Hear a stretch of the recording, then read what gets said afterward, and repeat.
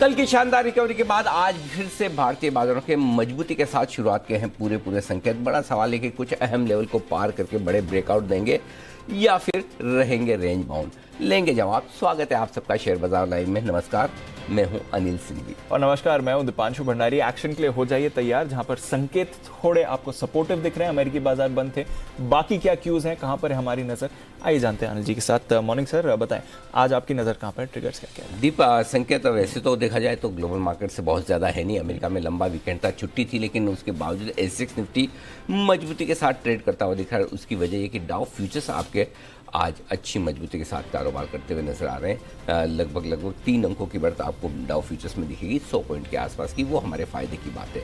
Supply की चिंता से कच्चे तेल में फिर से उबाल आता हुआ दिखा है। $2 बढ़कर $114 के पार निकलता हुआ नजर आ रहा है और रिकॉर्ड स्तर पर व्यापार घाटा है, क्योंकि हमने जमकर कच्चे तेल का और सोने का इंपोर्ट किया है। तो जून में ये घाटा बढ़कर $2,560 करोड़ के आसपास पहुंचता हुआ दिखाई देती है, हाईएस्ट लेवल पर है। और शायद यही वजह कि सरकार ने पिछले कुछ दिनों में बड़े एक्शन लिए हैं। एक बड़े महामर्जर को आरबीआई की भी मंजूरी मिल चुकी है। एचडीएफसी लिमिटेड और एचडीएफसी बैंक के विलय को अब आरबीआई की मंजूरी मिल चुकी है, यानी कि विलय की दिशा में एक और कदम आगे बढ़ाते हुए ये दोनों ही बड़े ऑर्गेनाइजेशन। बिल्कुल, तो एक्सचेंजेस की तरफ से तो ओवर द वीकेंड मिल गई थी, अब आरबीआई भी मिल गई, तो एक और अहम कदम आ गया। देखते हैं आज ये बाजार को सपोर्ट करने के मूड में आते हैं कि नहीं। कल तो हमें दिख रहा था फाइनेंशियल से अच्छा सपोर्ट था। एफएमसीजी आपको कल अच्छे एक्शन में दिखा, आज भी वहां पर नजर बनी रहेगी। हमारे बाजार की तो बात करनी है सर, और आज की स्ट्रैटेजी भी आपसे जाननी है। एक बार जरा ग्लोबल मूड माहौल भी समझ लेते हैं। हालांकि अमेरिका से कुछ ज्यादा क्यूज नहीं आए, बट कच्चा तेल कुछ ना कुछ नए फैक्टर्स मिल जाते हैं सर। इसे गिरना नहीं है, हल्का सा गिरता है और कुछ फैक्टर्स आ जाते हैं इसे सपोर्ट करने के लिए। अब नॉर्वे आ गया, लिबिया आ गया, अमेरिका आ गया। मुझे ऐसा लगता है दीप, कहीं कहीं कच्चे तेल को लेकर लॉबी बहुत ही इंटरनेशनली बड़ी स्ट्रांग है। जैसे कच्चे तेल में ये डर बनता है कि रिसेशन होगा, मांग कम होगी, अर्थव्यवस्थाएं धीमी पड़ेंगी, ऐसे में कच्चे तेल की ज़रूरत कम पड़ेगी और कच्चा तेल आपको $115-120 की रेंज से नीचे $110-105 की रेंज में आता है। वहीं से कोई खबर आपको ऐसी मिलेगी जहां सप्लाई की कमी की आशंका, कहीं कहीं कुछ न कुछ। $20 की रेंज कच्चा तेल जो ट्रेड कर रहा है, इस रेंज के ऊपरी स्तरों पर कुछ खराब खबरें आपको सुनने को मिलेगी, जिससे कच्चे तेल के दाम घटेंगे। मतलब कच्चे तेल के लिए खराब खबरें, हमारे लिए अच्छी। तो वहां से कच्चे तेल, और जैसे $105 के आसपास आने की कोशिश करता है, वहां से कुछ ऐसी खबरें आती जो वापस खींचकर ऊपर ले जाती है। इसका मतलब क्लियर कट है कि जब तक रशिया यूक्रेन वाला मामला पूरी तरह से सुलझे ना, करेक्ट, इसका द एंड ना हो ऑफिशियली, या फिर जब तक कि ऑफिशियली मतलब सारी मतलब अमेरिका और 1-2 अर्थव्यवस्थाएं बड़ी वाली रिसेशन की तरफ 100% ना दिख जाए कि बहुत ही ज़्यादा डिमांड रिस्ट्रिक्शन हुआ है, तब तक कच्चे तेल का इस रेंज से कहीं भी एक तरफ निकलना मुश्किल है। एग्जैक्टली। सो नए 105 के नीचे जाने को जल्दबाजी में तैयार है, नए 120 को ऊपर की तरफ तोड़ने के लिए जल्दबाजी में तैयार है, और इसी रेंज में टाइम पास होता हुआ दिख रहा है। सो अब बाकी किसी दिन आपको रिसेशन की वजह से गिरते हुए दिखेगा, किसी दिन सप्लाई की चिंता की वजह से बढ़ते हुए दिखेगा। तो हमें इसी के साथ जीना है। और हमारा व्यापार घाटा देख लीजिए, $2,560 करोड़, हाईएस्ट एवर। और इसीलिए देखिए, और दोनों पे एक्शन हो गया सरकार का पिछले हफ्ते। एक और जहाँ की आप पेट्रोलियम प्रोडक्ट्स जो रिफाइन करके एक्सपोर्ट करते हैं, उस पर ड्यूटी जो लगी है, विंडफॉल टैक्स, करेक्ट, वहां रोक दिया। दूसरा, गोल्ड पर सीधा 5% ड्यूटी, ठीक है। तो और दोनों ने मिलकर हमारे इंपोर्ट बिल बढ़ाए। सो दोनों, और तीसरा इलेक्ट्रॉनिक्स आइटम होते हैं, मोबाइल्स, और वो ठीक है, फिर भी हम बहुत ज़्यादा चलो नहीं खरीद रहे हैं, या फिर वो एक लिमिट में है, वो उसका यूज भी है। गोल्ड ना खरीदे तो कोई खास फर्क नहीं पड़ता कुछ समय तक, और कच्चा तेल हमें खरीदना ही खरीदना है, मजबूरी है। सो आई थिंक उसको काबू में लाने की कोशिश हो रही है। तो अल्टीमेटली हमारे बाजारों के लिए ट्रम्प कार्ड तो कच्चा तेल ही है सर। इसीलिए हम पूरी तरह से उसी पर डिपेंडेंट है। आज ठीक है, $2 बढ़ा है, ऐसी चिंता की बात नहीं है जैसे कि बहुत मूड खराब कर ले, अरे बहुत बढ़ गया, लेकिन ऐसा अच्छा भी नहीं है। तो वैसा है। और सबसे बड़ी बात है कि सप्लाई की कमी की आशंका कभी किसी रीजन से होती है, कोई तैयार हो जाता निकल आता है। सो लेट्स सी अब क्या होता है। जब तक 120 के नीचे ठीक है, जब तक 105 के ऊपर है ठीक है, रेंज में ही है। हाँ, वो हमारी न्यूट्रल रेंज में है। मतलब इस वक्त ही, वैसे तो खराब ही है हमारे लिए वो रेंज, लेकिन न्यूट्रल है फिलहाल के लिए न्यूट्रल है। ठीक है, चलिए वहां पर बाकी ट्रिगर्स तो दीप मेरे ख्याल से सब ठीक है। लंबा वीकेंड था, तो अब जो होना है आज होगा। एक और इंटरेस्टिंग चीज आप देखिए दीप, आमतौर पर आजकल ऐसा होने लगा है कि अमेरिका के लंबे वीकेंड को हमारे बाजार सेलिब्रेट करते हैं। हाँ एग्जैक्टली जब भी लंबा वीकेंड होता है थोड़ी तेजी होती है। बिल्कुल। अब उसके बाद क्या होगा वो भगवान जाने, अमेरिका में खुलने के बाद आज 3 दिनों के बाद, लेकिन एक बार के लिए तो तेजी हम कर ही लेते हैं। और बाकी बॉन्ड यील्ड्स वगैरह ये वो सारे कंट्रोल में है, कोई ऐसा खास फर्क नहीं है अमेरिका के डेटा में। तो आई थिंक ग्लोबल स्टेज ठीक है हमारे लिए, बुरे तो बिल्कुल भी नहीं है, बिल्कुल नहीं है। और बहुत अच्छे हों वैसा भी नहीं है, ठीक है। थोड़े से हल्के फुल्के मार्केट ऊपर जाने की कोशिश कर रहे हैं। बिल्कुल सर। अच्छा, हमारे मार्केट की भी बात समझनी है सर आपसे कि आज का सेटअप क्या कह रहा है, बट क्योंकि आपने अमेरिका की बात निकाली एक, तो हमारे ट्रेडर्स तो अमेरिका के बाजार पर नज़र बनाए हुए हैं, बट हमारे इन्वेस्टर्स की भी सर अमेरिका पर थोड़ी बाजार पर नज़र बनी हुई है, और काफ़ी सारे सवाल आते हैं, और उन सवालों का जवाब करने के लिए आज हम तैयार हैं सर। बिल्कुल तैयार हैं दीप, और 11 बजे आप और हम दोनों मिलकर एक बहुत ही बढ़िया पाठशाला करने की कोशिश कर रहे हैं, जिस पर हमारी टीम लगातार कई दिनों से काम कर रही है। अगर आप भी विदेशी शेयरों में निवेश करना चाहते हैं, चाहे वो टेस्ला, अमेजोन, नेटफ्लिक्स जैसे कोई भी शेयर हों, या फिर वहाँ की म्यूचुअल फंड में पैसा लगाना चाहते हैं, क्या तरीका है, कैसे आप विदेशी शेयर खरीद सकते हैं, कैसे आप विदेशी म्यूचुअल फंड में पैसा लगा सकते हैं, इन सब पर हम आज 11 बजे आपके लिए एक विशेष पाठशाला लेकर आ रहे हैं। और अब तक भी इस तरह की पाठशाला बिल्कुल भी कहीं भी आपको देखने सुनने को मिली नहीं है। हमने काफ़ी मेहनत की, काफ़ी कोशिश की है कि किस तरह के नियम होते हैं, क्या प्रोसेस होती है, कितना आप निवेश कर सकते हैं, स्टॉक्स कितना खरीद सकते हैं, इंडिविजुअली कितना खरीद सकते हैं, ओवरऑल क्या लिमिट है, टैक्स कितना लगता है, फॉरेन करेंसी का क्या रोल होता है, ये सारी चीज़ें हैं जो हम आपको बताने की कोशिश करेंगे आज के शो में। तो ये शो आप मिस मत कीजिएगा, आपके लिए काफ़ी नॉलेज वाला होगा। और धीरे धीरे, जैसा मैं बार बार कहता ही हूँ कि एक वक्त ऐसा आएगा जब हम भी दुनिया भर के बाजारों में पैसा लगाएंगे, हम भी एफआई बनेंगे। तो उसकी तैयारी तो अभी से करनी चाहिए, पढ़ना तो अभी से शुरू करेंगे, तब जाके आप वक्त आने पर ऐसा काम कर पाएंगे। इसलिए आज ये पाठशाला मिस मत कीजिएगा, 11 बजे, और दीप आपके साथ होंगे। बिल्कुल, और विदेशी निवेश में आपके जितने सवाल हैं सभी के जवाब आपको आज यहाँ पर। अभी भी कोई बाकी रहा है तो पूछ लीजिए। हैशटैग आस्क जी बिजनेस, ये हमारा हैशटैग है। इस हैशटैग पर आप अपने सवाल अब भी भेज सकते हैं। 11 बजे शो, इससे पहले हम आपके सवालों को हमारे कार्यक्रम में शामिल करने की कोशिश पूरी करेंगे।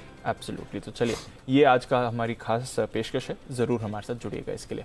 अच्छा सर, फिर हमारे बाजार पर आते हैं। 2-3 इंटरेस्टिंग चीज़ें हुई हैं यहाँ पर। एक बार फिर से हम वापस वो 15,850 के लेवल पर आ गए हैं। जी, ठीक है। पहले भी हम इस लेवल पर आए हैं, वहाँ से हमने कोशिश करी ब्रेकआउट की, वो सस्टेन नहीं हो पाया, 900-925 तक भी गए। क्या अब लग रहा है कि शायद इस लेवल से बाजार मूव कर सकते हैं, क्योंकि एक तो पॉजिटिव सपोर्ट भी है, कुछ नेगेटिव ऐसा नहीं हुआ, थोड़ा कमोडिटी कूल ऑफ भी हुआ है, और फिर से बाजार अटेम्प्ट कर रहा है, तो क्या इस बार सक्सेसफुल हो सकता है? देखो, पहले अच्छी चीज बता दूं। अच्छी चीज ये कि दीप, बैंक निफ्टी ने तो वो काम कर दिया जो आप निफ्टी के लिए पूछ रहे हैं। बिल्कुल। तो 33,811 ये बैंक निफ्टी की अब तक की बढ़िया क्लोजिंग थी, सबसे बढ़िया।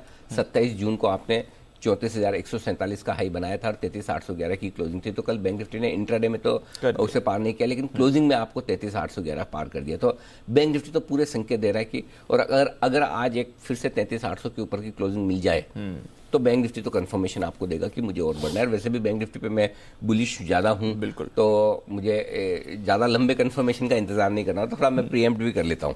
ये आपने को पता है कि हाँ चल जाएगा। सो अगर आज 34,000 के ऊपर बैंक निफ्टी बंद होता तब तो बहुत ही बढ़िया, 33,800 के ऊपर भी बंद होता तो भी कोई दिक्कत नहीं, भले 100-125 पॉइंट घट भी जाए तो कोई टेंशन वाली बात नहीं है। और ब्रेकआउट की तैयारी बैंक निफ्टी में हो रही है। अब आइए निफ्टी। 2 दिन निफ्टी ने पहले, एक दिन 15,850 का क्लोज दिया था, एक दिन 15,832 का दिया था। अब ये तीसरी क्लोजिंग है 15,200 के लो बनाने के बाद, जो आपको 15,800 के ऊपर की मिली। एक दिन 15,799 मिला था, जिसको मैं नीचे मान रहा हूँ। तो कल आपको एक 15,800 के ऊपर की तीसरी क्लोजिंग मिली है। 15,850 के ऊपर की मिलती तो और बढ़िया, लगभग उसके आसपास मिली है। तो आज सिर्फ एक पॉजिटिव क्लोज मिल जाए उतना काफी है। ओके। अगर 15,925 के ऊपर मिले तो कहना ही क्या, और भी अच्छा है। 16,000 के ऊपर तो गोल्डन है ना। सो अगर पॉजिटिव क्लोज भी मिल जाए एक काफी है। तो एक दिन और इंतजार कर लें। आज फिर से ओपनिंग के बजाय क्लोजिंग इंपॉर्टेंट होगी। अगर क्लोजिंग आपको हरे निशान में मिल जाती, 15,850 के ऊपर मिल जाती, तो बहुत ही बढ़िया मानी जाएगी। और तब बैंक निफ्टी के पीछे निफ्टी भी एक ब्रेकआउट के लिए तैयार होता हुआ दिखेगा। अब तब आप 16,200 के आसपास का रास्ता खोलते हुए दिखेंगे। सो एक अच्छी क्लोजिंग आज, अच्छी तो मतलब क्या, मतलब हरे निशान की क्लोजिंग 15,850, 15-20 पॉइंट ऊपर बंद हो गए तो हमारा काम हो जाता है। ओके। हाँ, बस उतना ही चाहिए, ज्यादा भी नहीं चाहिए। 15-20 पॉइंट भी ऊपर बंद हो गए तो हमारा काम हो जाएगा। ओके। हाँ, उतना चाहिए बस। तो मतलब ये तो बहुत ही कम एक्सपेक्टेशन है। अब ज़्यादा रखते ही नहीं हम तो। एक 3 दिन बाद अमेरिका खुल रहा है, देखते हैं क्या कुछ होता है, कैसा रहता है। आजकल दीप है ना, इतना आसान काम रहा नहीं एक्चुअली। सुबह 9:15 बजे क्या होगा, 3:30 क्या होगा, रात को SGX क्या होगा, सुबह क्या होगा, वोलेटाइल काफी है। भले एक चीज है कि वोलेटिलिटी की रेंज कम हो गई, लेकिन वोलेटिलिटी कम नहीं हुई है। तो सुबह कुछ खुलते हैं, दोपहर में कुछ होता है, क्लोजिंग कहीं और होती है, तो वो तो हो ही रहा है। आप कल भी देखिए ना, पर फ्राइडे देखिए, हर रोज ऐसा ही हो रहा है। उतार चढ़ाव तो है ही मार्केट में। सो आई थिंक थोड़ा 3:30 बजे का इंतजार करते हैं, आज बढ़िया क्लोजिंग मिल जाए। बढ़िया क्लोजिंग मिल जाए। वैसे आप वॉलेटिलिटी की बात कर रहे हैं, 15 मिनट में SGX देख लीजिए, सारी गेंस गिव अप करती हैं। हाँ, वो हो गई, चल ही रहा है। हाँ, और ऐसा नहीं कि जिसमें डाउ फ्यूचर्स कमजोर हुआ, नहीं, डाउ अभी भी 100 पॉइंट ऊपर है। ये रहेगा दीप, मतलब वही वाली बात है। कल मैंने ट्विटर पे लिखा हुआ है ना कि जब एक्सट्रीम तेजी का मन हो तो वहाँ प्रॉफिट बुक करना है, मन बनाना है। तो किसी ने उस पर ट्वीट पे लिखा कि आप मतलब कवि कहना क्या चाहता है समझ नहीं आ रहा है। सही बात है। तो बात सही भी है। सारी चीजें शब्दों में ही हो जाती तो फिर बोलने की जरूरत ही नहीं होती, है ना। वही वाली, और देखने की जरूरत ही नहीं होती। तो अल्टीमेटली किताबों में सारा ज्ञान होता तो गुरुओं की जरूरत नहीं होती, है ना। स्कूल हम इसीलिए जाते हैं, कॉलेज प्रोफेसर हम इसलिए जाते हैं कि वही किताब है जो हर एक प्रोफेसर, हर एक टीचर हमें पढ़ाता है। वही किताब हम खुद भी पढ़ सकते हैं, करेक्ट है। लेकिन हम पढ़ते हैं और कोई और पढ़ाए, उसमें फ़र्क है। अगर हम खाली किताब पढ़ें और सब पता चल जाए तो फिर क्या बात। इसलिए जिन लोगों को ट्विटर देखकर ना समझ में आए कि कवि कहना क्या चाहता है, उसके लिए सुनिए कमेंट्री। टीवी का आविष्कार किया गया है। सुनने और देखने में ज़्यादा आपको भावनाएं समझ में आएगी कि क्या कहना चाहते हैं। बिल्कुल सर। अच्छा सर, बाजार की तो बात चलती रहेगी और आपसे आज की स्ट्रैटेजी भी लेनी है, बट एक इसमें अच्छी खबर आई है और लगातार हम देखते हैं कि हम जो कंज्यूमर्स के हित में, आम लोगों के हित में मुहिम चलाते हैं, उस पर एक्शन आता है। और सर्विस चार्ज पर हमने एक बड़ी मुहिम चलाई थी और फाइनली नोटिफिकेशन भी आ गया। हालांकि पहले इंडिकेशन दे देते, अब नोटिफिकेशन भी आ गया। आप सर्विस चार्ज नहीं चार्ज कर सकते हैं, ये मना कर दिया है। क्लियर टर्म्स में सरकार ने कह दिया कि ये नहीं हो सकता है। और ये बहुत अच्छी खबर है और बहुत सही खबर भी है कि कंज्यूमर्स का हक है कि वो सर्विस चार्जेस दे या न दे, राइट। अगर उनकी मर्जी होगी देंगे, नहीं मर्जी होगी नहीं देंगे। आप कौन है जबरदस्ती लेने वाले। Exactly. और दूसरी बात क्या है कि सबको पता है जो सर्विस चार्ज लेता है तो सीधा रेस्टोरेंट के पास जाता है, होटल के पास जाता है। इस बात की कोई गारंटी नहीं है, इस बात की पूरी संभावना भी है कि वो वेटर्स और बाकी जो सर्विस स्टाफ है उनके पास जाता हो। मुझे नहीं लगता ऐसा कुछ करता। थोड़े बहुत करते भी होंगे तो अलग बात है, बट 100% वैसा का वैसा हो जाए और 100% आपको वैसा का वैसा करना है तो फिर होटल का क्या इंटरेस्ट है। एग्जैक्टली। फिर तो जो कस्टमर जितना खुश है उतना देके जाए। एग्जैक्टली। अगर आपको इसका मतलब ये कि कहीं कहीं होटल वाले भी उसमें पैसा बनाना चाहते हैं। एग्जैक्टली। सो और कई बार ऐसा है कि अच्छा, उसमें भी एक दूसरी बड़ी समस्या और है जो खुद मैंने भी कई बार फील की। किसी होटल में आप जाएं, आपको खाना भी पसंद नहीं आया, सर्विस बहुत ही घटिया, उसके बावजूद आपको सर्विस चार्ज देना है। बिल्कुल। ये तो मतलब ऐसा हो गया कि मतलब आपको लगता है तो आप जो आपके प्रोडक्ट्स हैं उनके दाम बढ़ा के लीजिए, कौन मना करता है। अगर हमें जमेगा तो खाएंगे, नहीं जमेगा तो नहीं खाएंगे, महंगे लगे तो उठ के चले जाएंगे। लेकिन अगर सर्विस पसंद आएगी तो ही पैसा दिया जाएगा। सो आई थिंक ये बहुत अच्छा डिसीजन हुआ है और थोड़े समय देखते, नहीं तो हम एक मुहिम शुरू करेंगे। अगर होटल्स ने इसे लागू नहीं किया, हेल्पलाइन खोल देंगे हम 100%। और जिन लोगों के साथ चीटिंग हो बताइएगा आप, बिल्कुल हम मामला उठाएंगे। आप बिल भेजिए अपना, होटल का नाम, लोकेशन भेजिए, हम दिखा देंगे टीवी पर। डन। और सीधा भेजेंगे CCPA के पास, देखो ये नहीं मान रहे, ये होने वाला है, चिंता मत कीजिए। तो आप चिंता मत कीजिए, डरने घबराने की जरूरत नहीं। कहीं होटल में आपसे जबरदस्ती सर्विस चार्ज लूटा जाए तो बोल दीजिए जे बिजनेस में कंप्लेन करने वाले हैं, हम आपके साथ खड़े। बिल्कुल। अब तो ऑफिशियली नोटिफिकेशन है, ऑफिशियली अब हम भी ऑफिशियली करेंगे। नहीं तो पहले ये होता है कि अगर समझो हम भी दिखाएं, हम आवाज उठा सकते हैं, लेकिन किसी इंडिविजुअल पे हम पिन पॉइंट नहीं कर सकते हैं। तो क्या भाई आप कौन है, कल को हमें डिफेमेशन करें, केस करें। तो अब तो सरकार की तरफ से ऑफिशियल हो चुका है और अगर आप गलत करेंगे तो हम बात पहुंचाएंगे। तो इसलिए वो हम हेल्पलाइन खोलने की तैयारी में है। 2-4-5 दिन दे देते हैं क्योंकि वो बिलिंग के एडजस्टमेंट भी करने होते हैं लोगों को जी। वो बिल पुराने तरीके से प्रिंट होके आता है ना, ऑटोमेटिक कैलकुलेट होके। तो थोड़ा बहुत सॉफ्टवेयर ठीक करने के लिए संडे तक का टाइम दे देते हैं। संडे के बाद अगर आप लोगों ने कम नहीं किया तो फिर देखिए एक्शन आएगा। हम करेंगे, बिल्कुल बात पहुंचाएंगे, चिंता मत कीजिए। उसके बाद आप मुझे बताइएगा, मंडे के बाद अगर होता है किसी के साथ अन्याय, किसी से जबरदस्ती सर्विस चार्ज वसूला जाता है तो आप बताइएगा। 4-5 दिन दे दीजिए, थोड़ा ठीक है, एडजस्ट होने, इतना टाइम देना चाहिए थोड़ा सा। बिल्कुल सर। चलिए पर हमारी मुहिम का एक बड़ा असर आपने आते हुए दिखा है, सर्विस चार्ज अब आपको नहीं चार्ज किया जा सकता, ये है इसका असर। आइए सर, फिर आज का सेटअप भी समझ लेते हैं, कैसे देख रहे हैं आज के पास। ग्लोबल संकेत पॉजिटिव से हल्के neutral positive type kind of है, तो मैंने पॉजिटिव लिखे हैं। एफआईएस के संकेत नेगेटिव हैं दीप, घरेलू फंड्स के संकेत पॉजिटिव हैं, वायदा कारोबार न्यूट्रल है, सेंटिमेंट न्यूट्रल से हल्का पॉजिटिव है। ट्रेंड अभी भी बदला नहीं है, अभी बदलने में थोड़ा टाइम है, अभी भी टाइम है। ठीक है। निफ्टी 15,750 15,800 तुरंत प्रभाव से सपोर्ट का काम करेगा। इसके नीचे 15,625 15,700 स्ट्रॉन्ग बाय जो है आज के लिए इस रेंज में आए तो जरूर खरीदना चाहिए। अरे ये कहाँ गया, अरे अभी तो पहली वाली लाइन है, निफ्टी सपोर्ट जोन पे आई है, ये सपोर्ट लेवल्स हो गए। तो 15,750 15,800 ये पहला सपोर्ट जोन है, और 15,625 15,700 आपके लिए ये। अब आइए ऊपर की तरफ, 15,875 15,925 हल्की फुल्की रुकावट की जगह है, इसको पार करके निकले तो फिर नए जोन में जाएंगे, वो होगा 15,975 से 16,075 का। ठीक है, ठीक है, ये आपके लिए बड़ी रेंज प्रॉफिट बुकिंग करने के लिए आज से। बैंक निफ्टी 33,725 33,825 तुरंत प्रभाव से आपके लिए सपोर्ट का काम करेगा। इसके ठीक नीचे 33,525 33,650 स्ट्रॉन्ग बाय जोन है।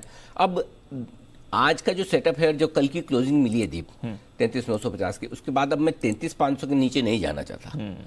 33,500 अब मेरे लिए बेस बनना चाहिए, बेसिकली 33,500 33,650 अब स्ट्रॉन्ग बेस बन जाना चाहिए, ताकि आप इसके नीचे जाएं तो ही आपको तनाव आना चाहिए। तो 33,500 जब तक आप मैनेज कर रहे 400 450 पॉइंट नीचे तक, तब तक आपको डरने घबराने की जरूरत नहीं। ऊपर कितना जा सकते हैं, 34,125 34,350 ये हल्की फुल्की रुकावट की रेंज है। थोड़े से लेवल्स बड़े आ रहे हैं, लेकिन मेरे पास है नहीं ऑप्शन, क्योंकि एक बार 34,000 से 35,000 की रेंज में मैंने पूरा डेटा पुराना खंगाल के देखा, वहां मार्केट ने वक्त कम बिताया है। अच्छा, हाँ, 34 से 35,000 की रेंज ऐसी है, 34,000 के नीचे काफी वक्त बिताया है। आप देखो ना, 33-34 की रेंज में बहुत टाइम पास किया, 35 से 36 की रेंज में भी बहुत लेवल्स निकल के आ रहे हैं, लेकिन 34,000 से 35,000 की रेंज में लेवल्स थोड़े कम है, इसलिए मैं दूर दूर की बड़ी रेंज दे रहा हूँ। क्योंकि मेरे पास लेवल मैं 400 देखता नहीं, मेरे तो लेवल्स पुराने एफएनओ के या कैश की क्लोजिंग किस तरह की हुई उसके हिसाब से निकालता हूँ। तो 34,125 34,350 ये हल्की फुल्की रुकावट की रेंज है। 34,475 34,650 प्रॉफिट बुकिंग जो है दूर के लेवल से। तो 34,000 के ऊपर गया तो फिर एक बड़ी मूव तभी ऐसा नहीं, ऐसा भी नहीं है। अच्छा, ऐसा उसका रीजन बताता हूँ। हाँ। 34,000 के ऊपर निकलने पे है लेवल, लेकिन 150 पॉइंट के गैप में, जैसे 34,125 150 पहला हो गया, फिर 34,275 हो गया, फिर 34,350 हो गया, फिर 34,450 हो गया। लेवल्स हैं, लेकिन गैप ज्यादा है।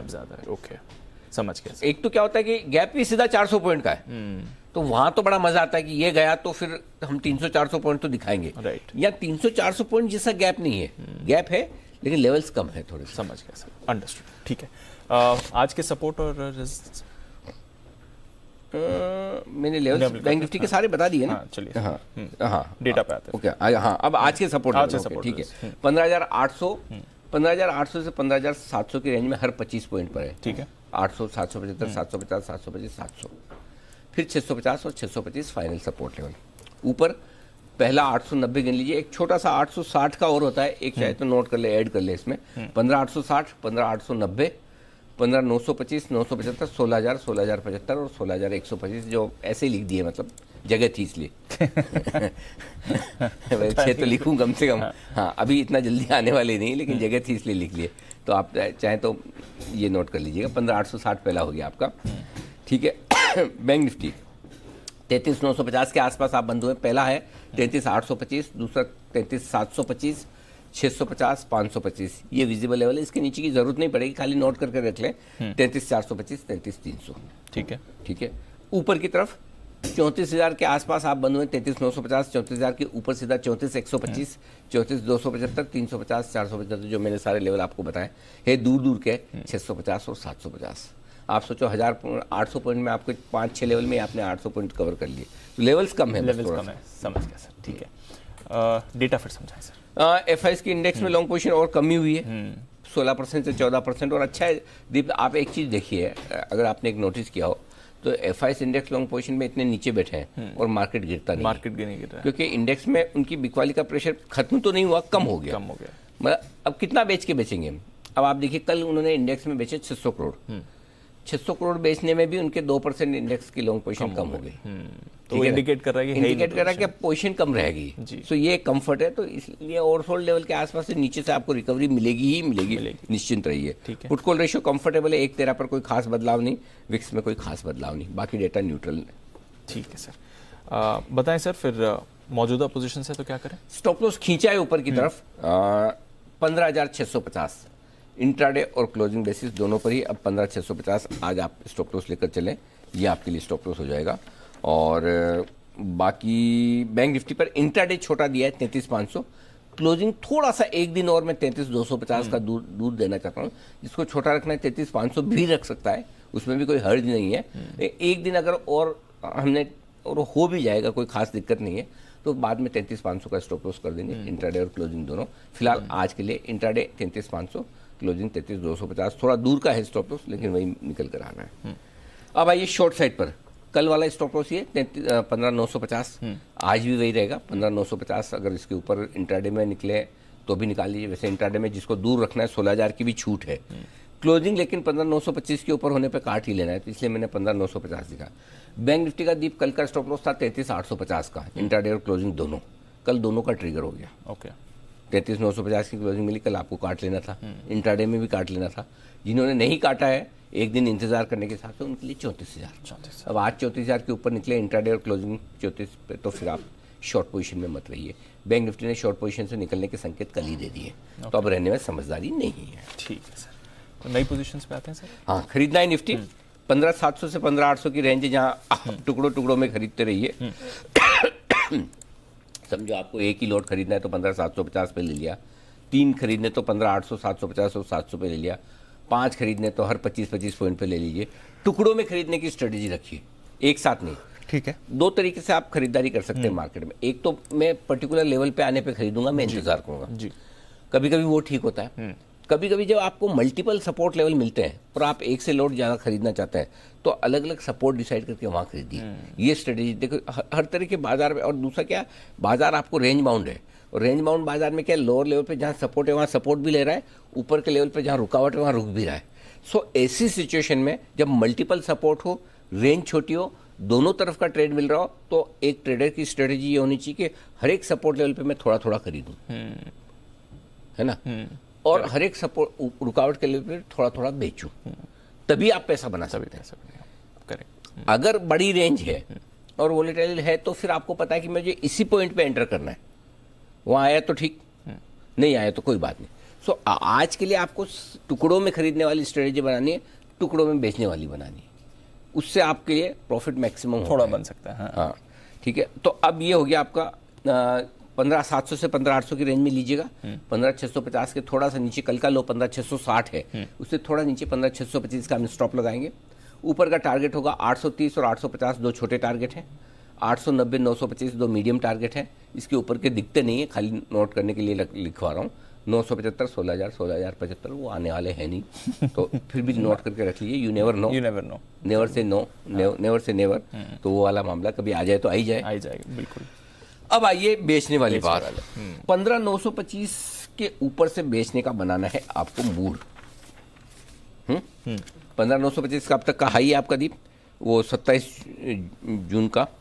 वहां पे देखिए मूड माहौल कैसा है, डाउ फ्यूचर कैसे हैं, कच्चा तेल कैसा है, रुपया कैसा क्या खुला है, ये सारी चीजें देखकर आप डिसाइड कीजिए कि वहीं बेच देना है या रुकना है। ठीक है, अगर लगता है कि बेचने लायक जगह बन गई है तो वहां बेच दीजिए। 15,925 से 16,000 तक, 16,000 के आसपास तक भी एक बार दे सकते हैं। स्टॉप लॉस थोड़ा दूर का है, 16,100 का। टारगेट जो बनेगा वो बनेगा आपके लिए 15,860, 15,835 2 छोटे टारगेट, 800, 775, 750 मीडियम टारगेट, 725, 700 और 650 तक के फाइनल टारगेट के लिए ऊपर में करनी है आपको बिकवाली।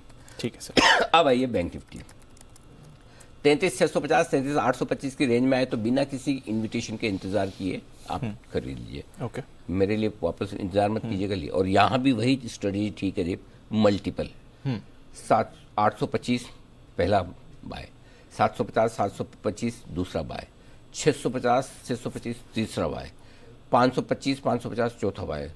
लेना ही है 4 टुकड़ों में।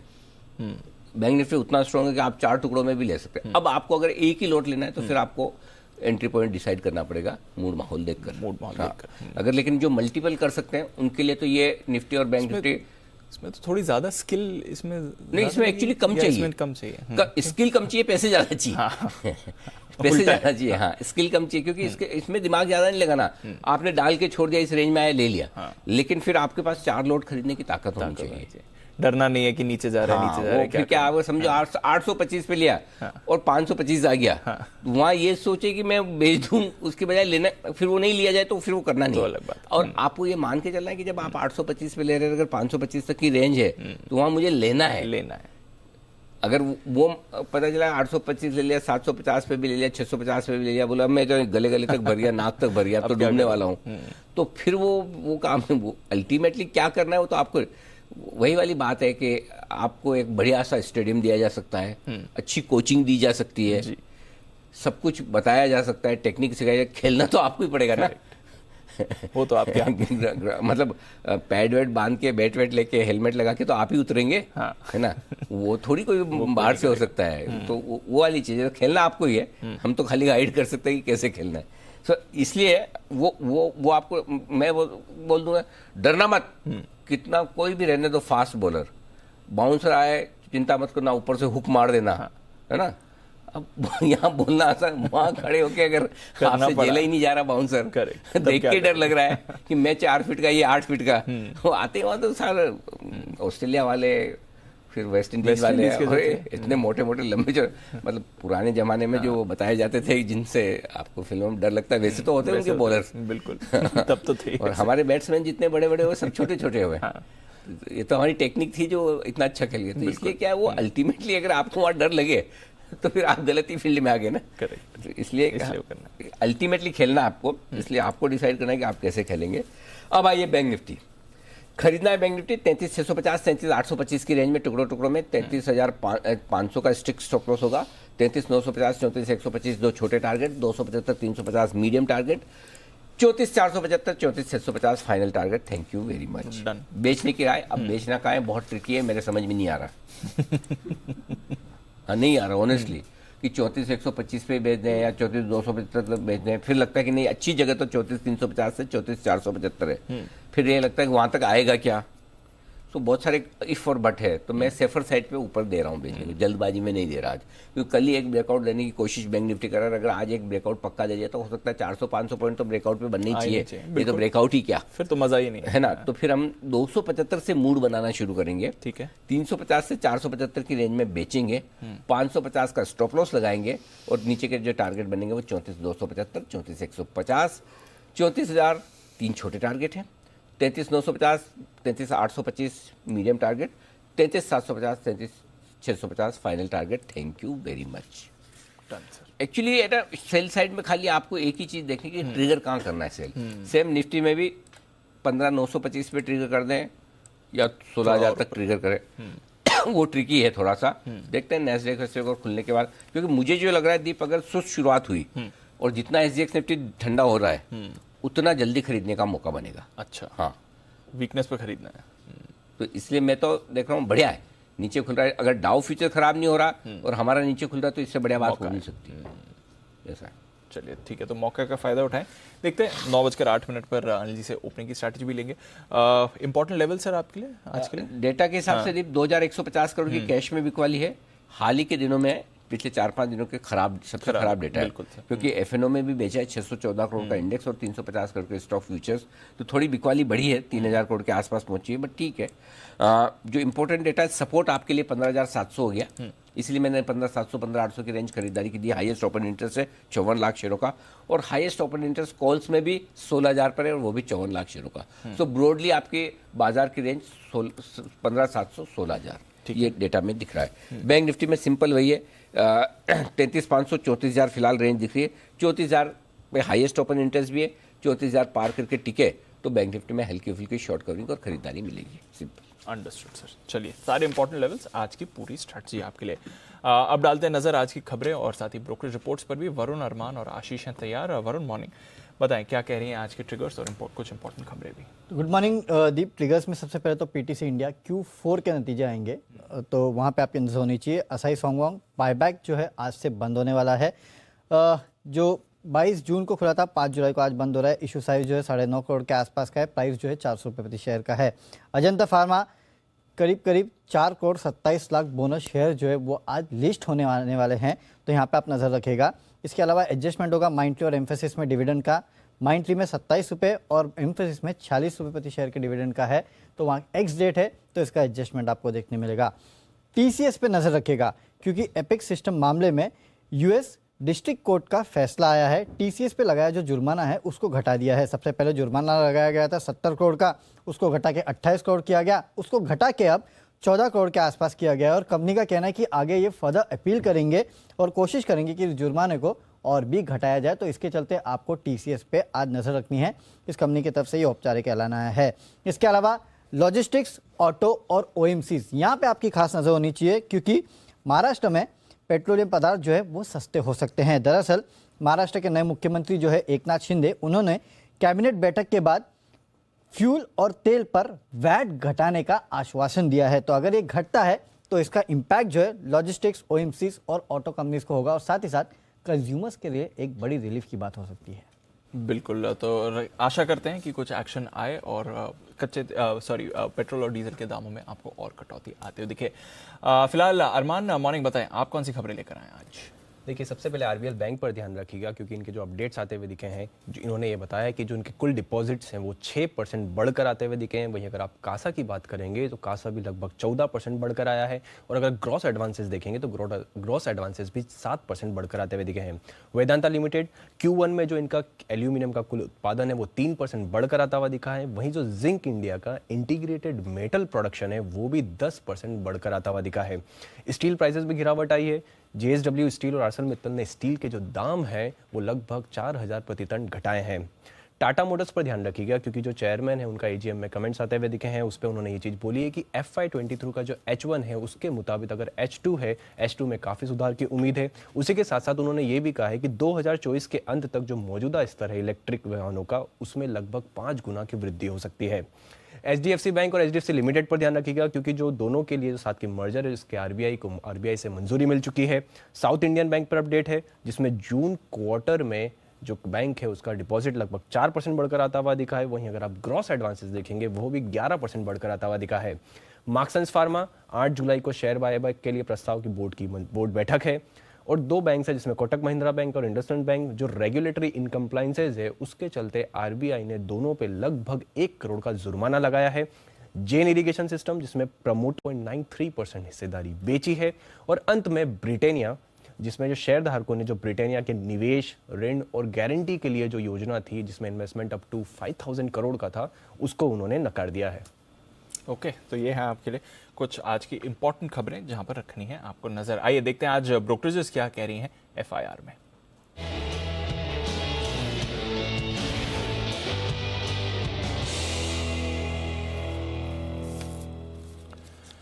मॉर्निंग आशीष, सबसे पहले तो बताएं आज की बड़ी रिपोर्ट्स कौन सी है? Good morning Deepanshu. लगातार ब्रोकरेज हाउस के रडार पर जो है रिलायंस इंडस्ट्रीज बना हुआ है। आज भी अगर आप देखें तो रिपोर्ट्स आई हैं। रिलायंस पर देखिए नोमिरा की तरफ से अपग्रेड आया है।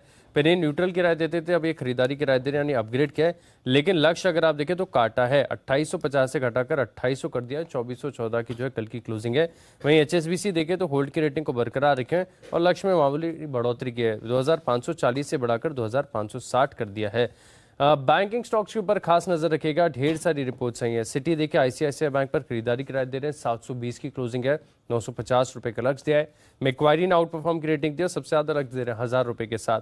State Bank of India Macquarie ने आउट परफॉर्म की रेटिंग दी है, 665 रुपए का लक्ष्य दिया है। नोमिरा भी खरीदारी की राय दे रहे हैं, 615 के लक्ष्य के लिए 473 की जो है क्लोजिंग है। कोटक महिंद्रा बैंक पर भी देखिए तो सिमिलरली अच्छी रिपोर्ट्स है, लेकिन रेटिंग जो है न्यूट्रल की है। मैक्वारी ने भी न्यूट्रल की रेटिंग दी है, सिटी भी न्यूट्रल की रेटिंग दे रहे हैं, 1671 की क्लोजिंग है, 1860 का मैक्वारी का लक्ष्य है। सिटी अगर आप देखें तो ज्यादा बुलिश नजर आ रहे हैं क्योंकि 2000 रुपए का लक्ष्य दिया है। अच्छी रिपोर्ट्स है, कमेंट्री भी साथ में दी है। मॉर्गन स्टैनली ने AU स्मॉल फाइनेंस बैंक पर ओवरवेट की रेटिंग को बरकरार रखा है। स्टॉक है 563 पर, इनका लक्ष्य है 825 रुपए का। और ये मान रहे कि वित्त वर्ष 2023 की पहली तिमाही के जो अपडेट्स आए हैं इसमें जो AUM ग्रोथ है इसमें क्वार्टर ऑन क्वार्टर 5% की ग्रोथ देखने को मिली है। एसेट क्वालिटी ठीक ठाक नजर आ रही है। कलेक्शन एफिशिएंसी मान रहे कि लगातार स्ट्रॉन्ग देखने को मिल रही है। इसके चलते कन्विक्शन बना हुआ है। ओवरवेट की रेटिंग दे रहा 825 के लक्ष्य के लिए। M&M फाइनेंस यहाँ पर भी कल बाजार के दौरान जो है क्वार्टरली अपडेट्स आई थी, तो मॉर्गन मॉर्गन स्टैनली ने क्या किया, ओवरवेट की रेटिंग को बरकरार रखा है, 180 रुपए की क्लोजिंग है, 225 रुपए का लक्ष्य दे रहे हैं और ये मान रहे कि अगले 45 दिनों में हो सकता है कि इंडेक्स से ज्यादा यानी निफ्टी से ज्यादा जो रिटर्न है आपको एम&एम फाइनेंस देता हुआ नजर आए। तो ये कुछ टॉप रिपोर्ट्स हैं दीपांशु जहां पर नजर रखिएगा। बिल्कुल, तो ये तो है आपके लिए कुछ बड़ी रिपोर्ट्स, पर कुछ और रिपोर्ट्स भी आपके पास आशीष, इनके बारे में भी बताएं। दीपांशु सीमेंट स्टॉक्स पर नजर रखिएगा। डालमिया भारत पर देखें तो जेपी मॉर्गन की तरफ से रिपोर्ट है, ओवरवेट की रेटिंग को बरकरार रखा है लेकिन लक्ष्य काटा है, 1915 से घटाकर 1680 कर दिया, हालांकि 1318 की क्लोजिंग है। ऑटो स्टॉक्स पर भी नजर रखिएगा। क्रेडिट स्विस ने मारुति पर आउट परफॉर्म की रेटिंग को बरकरार रखा है, 10,103 रुपए का लक्ष्य दिया है। बजाज ऑटो पर क्रेडिट स्विस न्यूट्रल की रेटिंग को बरकरार रखे हुए 3,680 की क्लोजिंग है, 4,030 रुपए का लक्ष्य दिया है। आयशर मोटर्स पर आउट परफॉर्म की रेटिंग दिया है, 3,160 के लक्ष्य के लिए 2,796 की क्लोजिंग है। अपोलो हॉस्पिटल जहां पर क्रेडिट स्विस ने आउट परफॉर्म की रेटिंग को बरकरार रखा है, 4,350 के लक्ष्य के लिए। और अंत में सन फार्मा, यहां पर भी देखिए क्रेडिट स्विस की तरफ से रिपोर्ट आई है, न्यूट्रल की रेटिंग को बरकरार रखा है, हालांकि 829 के आसपास स्टॉक चल रहा है, ये 810 रुपए का लक्ष्य दे रहा है। ओके, तो ये है ढेर सारी रिपोर्ट जिन पर आज आपको दिखेगा एक्शन। बढ़ाते हैं एक्शन को आगे, वक्त है पिक ऑफ द डे का।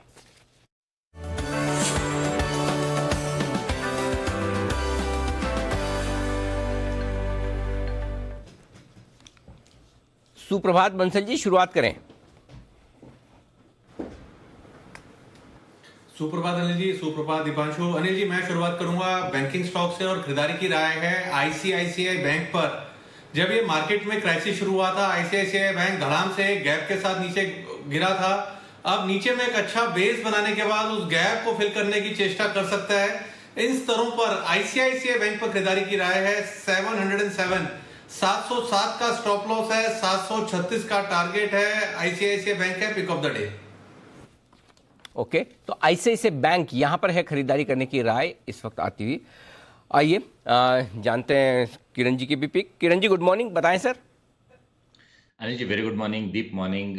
मेरा बाय रहेगा टाटा पावर। इसने पिछले 6 दिनों का जो कंसोलिडेशन था उसके ऊपर और स्विंग टॉप के ऊपर भी क्लोजिंग दी है, अच्छे खासे वॉल्यूम्स है, डेरिवेटिव डेटा ठीक ठाक देखने को मिल रहा है। तो मेरा मानना है कि सेफ स्टॉप लॉस 208 रहेगा आज के लिए, 218 के टारगेट्स पर मुझे लगता है कि अगर पोजिशनली 4-5 दिन का वक्त देते हैं तो 225 के टारगेट भी देखने को मिलेंगे। तो टाटा पावर है वो स्टॉक, कल भी हमारे सारे एक्सपर्ट्स के रडार पर आया था, दिन के हाई पर जाकर बंद हुआ। यहां पर खरीदारी करने की राय, 208 रुपए का स्टॉप लॉस लगाइए, 218 और 225 तक के टारगेट के लिए टाटा पावर में खरीदारी करने की राय किरण जी की तरफ से आती हुई दिख रही। तो ये दो स्टॉक हैं जो भरपूर एक्शन में। और इस बीच में एक खबर जो आपकी स्क्रीन पर फ्लैश होती हुई दिख रही है, जरा इस पर नजर डाल दीजिए। टेक्सटाइल से जुड़ी हुई एक खबर आती हुई दिख रही है और टेक्सटाइल को राहत देने वाली ये खबर है इस वक्त। और राहत इस बात को लेकर है कि कॉटन को जो इम्पोर्ट किया जाता है, इस इंपोर्ट करने में एक ड्यूटी लगती है और उस ड्यूटी में छूट दी गई थी। अब इस छूट की समय सीमा बढ़ाई जा रही है, ये बड़ी खबर आती हुई दिख रही है, यानी कि कॉटन का सस्ता इंपोर्ट किया जा सकेगा। ये छूट की सीमा 31 अक्टूबर तक बढ़ी है। आइए पूरी जानकारी लेते हैं, हमारे संवाददाता तरुण शर्मा हमारे साथ कार्यक्रम में हो रहे हैं शामिल इस पूरी खबर के साथ। तरुण बताइए क्या है पूरी और बड़ी खबर। बिल्कुल, मैं बताना चाहूँगा टेक्सटाइल मैन्युफैक्चरर्स के लिए एक राहत की खबर है। एक तरफ तो कॉटन के प्राइसेस अपने 6 मंथ्स लो पे चल रहे हैं, दूसरा सरकार भी उनको राहत दी है, क्योंकि जो 13 अप्रैल का एक नोटिफिकेशन था जिसमें 30 सितंबर तक उनको कस्टम ड्यूटी और एग्रीकल्चर सेस जो लगता है उसमें राहत दी गई थी, लेकिन अब उसकी समय सीमा 1 महीना और बढ़ा दी गई है। अब अक्टूबर 31 तक ये कस्टम ड्यूटी और एग्रीकल्चर जो सेस है उसमें राहत मिलेगी। तो ये एक टेक्सटाइल मैन्युफैक्चरर्स के लिए एक अच्छी खबर है, क्योंकि एक तो इंपोर्ट करना इजी होगा और इंटरनेशनल प्राइसेस भी अब कम हो गए हैं।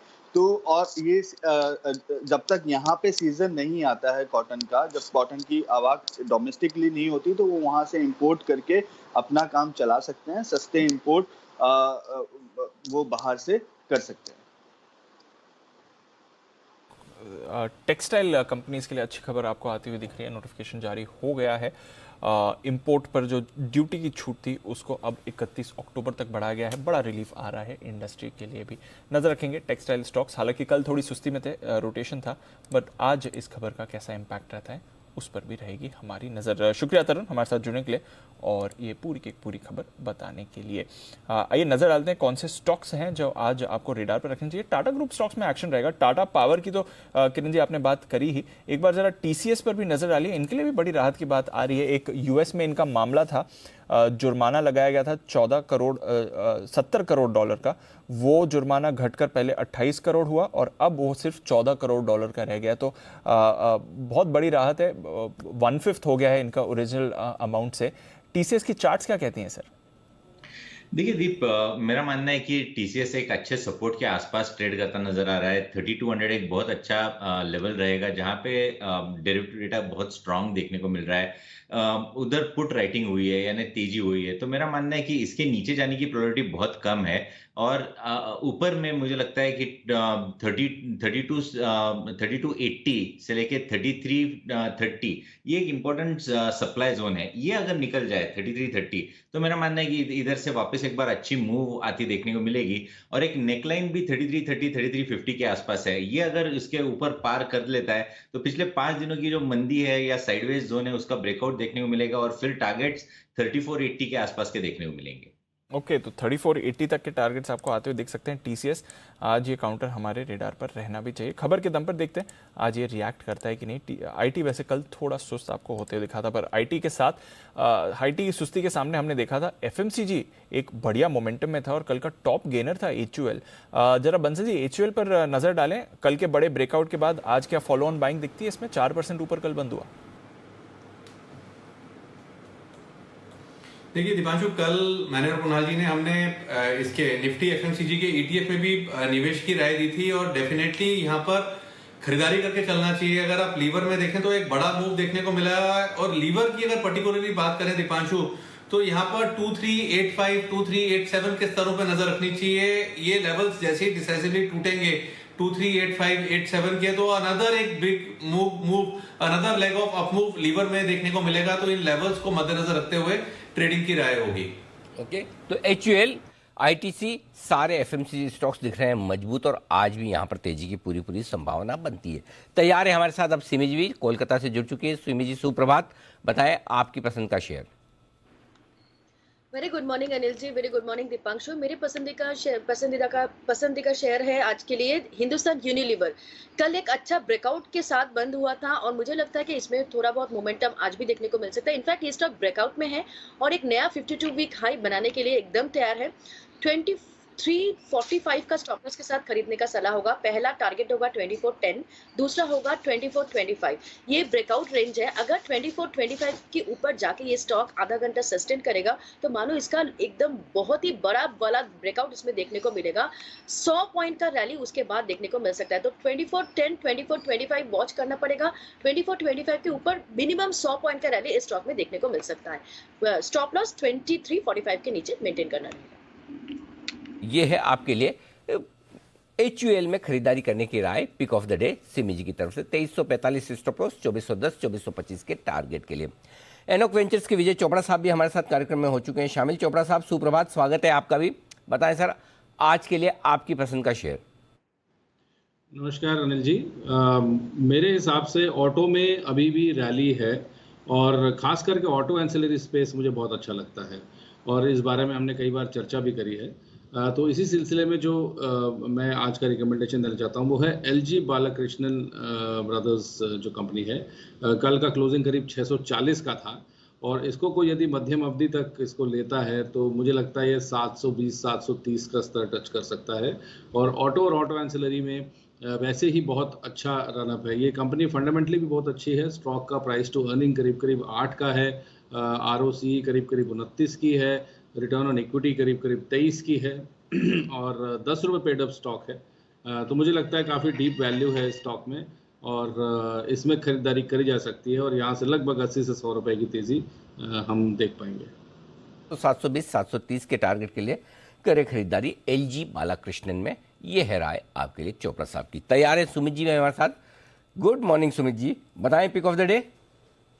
Good morning Anil ji, good morning Anil ji. Pick of the day के तौर पे जो स्टॉक मेरे को अच्छा लग रहा है वो है एलएनडी। एलएनडी के अंदर लॉन्ग पोजीशंस इनिशिएट करें। जिन्होंने पोजीशंस बना रखी है वो लोग होल्ड करें। पिछले 3-4 दिनों से, इनफैक्ट पिछले 5-6 दिनों से स्टॉक में लोअर लेवल से हर रोज तेजी देखने को मिल रहा है। तो एलएनडी अब यहाँ से रैली एक्सटेंड करेगा और आज और आने वाले दिनों में यहाँ से ऊपर का मूव देखने को मिलेगा। एलएनटी में जो ऊपर के लेवल देखने को मिल सकते हैं 1600 रुपए से लेके 1625, ये इमीडिएट ट्रेडिंग के टारगेट है। 1625 का लेवल टूटने पे 1675 रुपए तक के लेवल थोड़े मोमेंटम के तौर पे आने वाले दिनों में एलएनटी में देखने को मिलेंगे। 1560 का नीचे में छोटा सा स्टॉप लॉस लगा के लॉन्ग पोजीशंस इनिशिएट करें 1600-1625 के टारगेट्स के लिए। तो ये है आपके लिए एलएनटी पर खरीदारी करने की राय सुमित जी की तरफ से आती दिख रही है। 1600 के पार जाने की तैयारी है स्टॉक में। 1600, 1625, 1675 तीन टारगेट लेकर चल रहे हैं सुमित जी। सिमी जी की तरह ही तीन तीन टारगेट देना शुरू कर दिया है।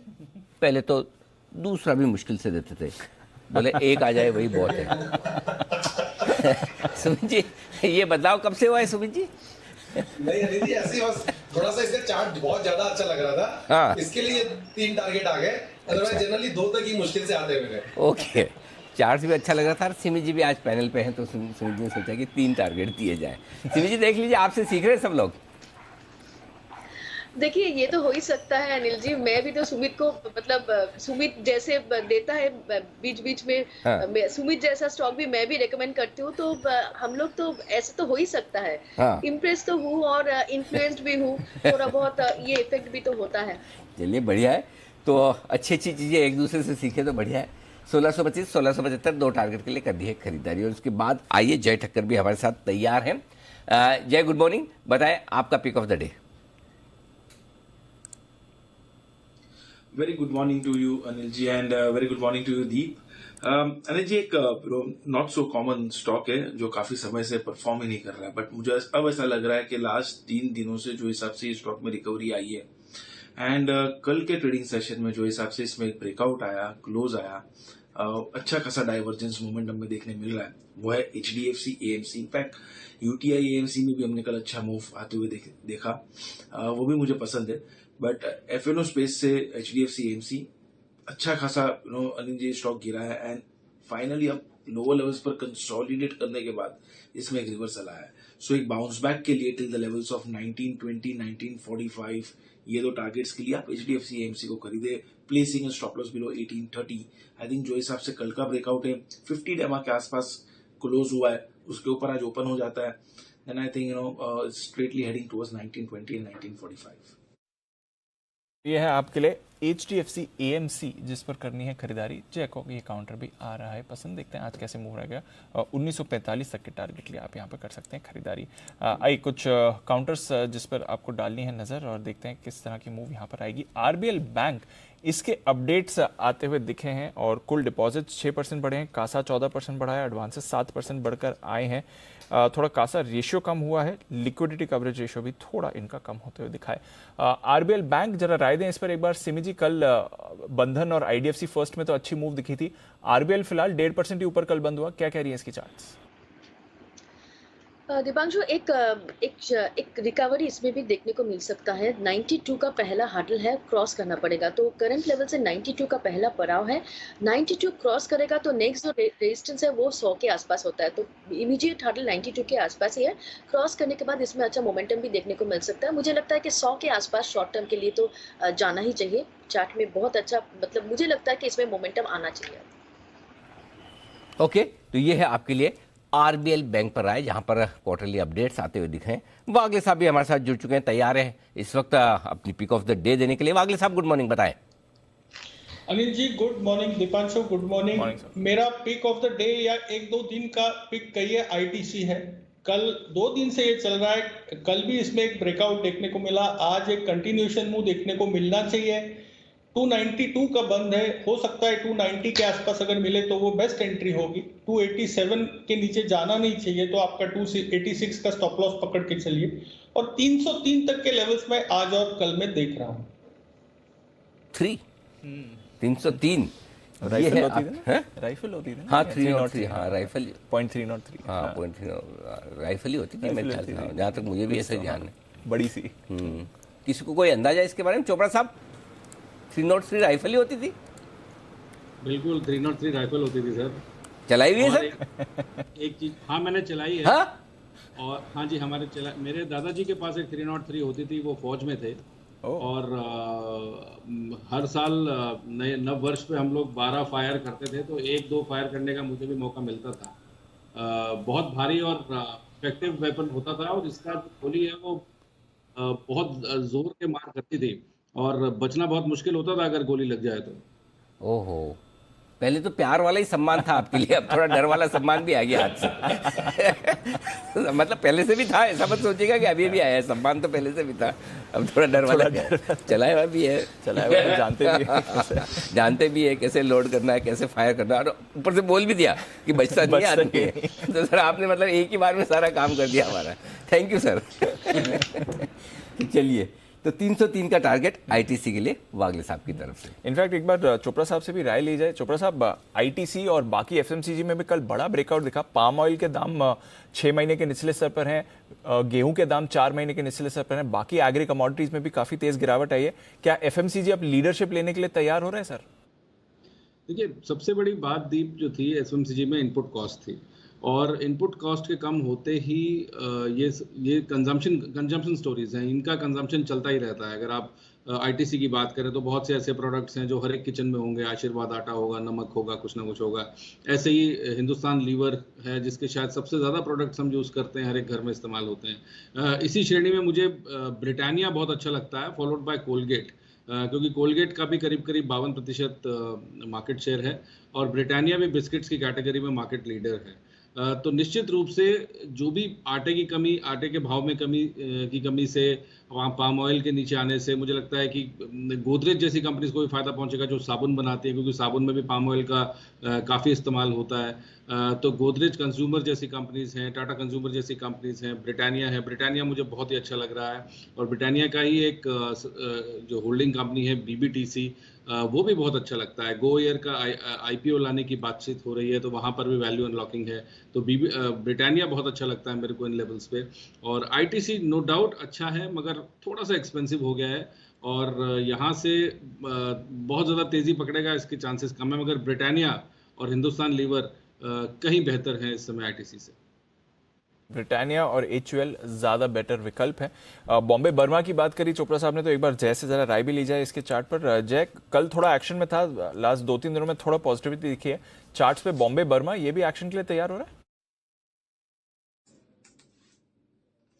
है? जी दीप, एक बहुत ही बढ़िया पैटर्न इसमें फॉर्म हुआ है, एंड वो है almost kind of double bottom pattern on a daily charts.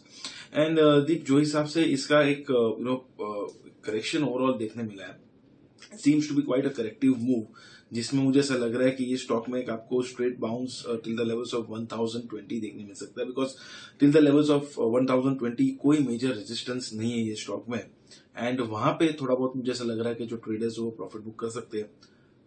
Once 1020 is taken off, next target जो दीप इसका रहेगा वो 1120 है, तो उसके ऊपर और 100 रुपए आपको देखने मिलेगा। इमीडिएट बेसिस पर मुझे ऐसा लग रहा है कि 890 का एक अच्छा सपोर्ट है, till those levels are held on the immediate basis. Deep, मुझे ऐसा लग रहा है कि स्टॉक में शॉर्ट टर्म बाउंस हमें देखने मिलना चाहिए, एंड ओवरऑल जो मीडियम टर्म सपोर्ट है स्टॉक का वो 850 पर है। बॉम्बे बर्मा पर भी रखी नजर। ब्रिटानिया के साथ साथ ये भी एक काउंटर है जो आपके रेडार पर होना चाहिए।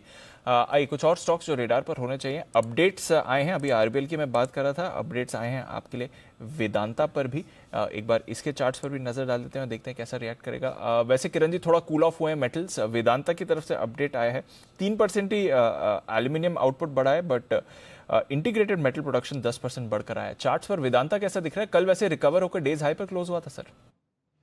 नहीं, पर दीप, चार्ट्स पे कोई ऐसा भरोसे वाला ब्रेकआउट नहीं देखने को मिल रहा है। हालांकि हम बहुत अच्छे सपोर्ट्स पे, लॉन्ग टर्म सपोर्ट्स पे आसपास है। 200 लेवल बहुत ही इंपॉर्टेंट रहेगी, पर मुझे लगता है कि इधर बाइंग करने की सलाह नहीं है।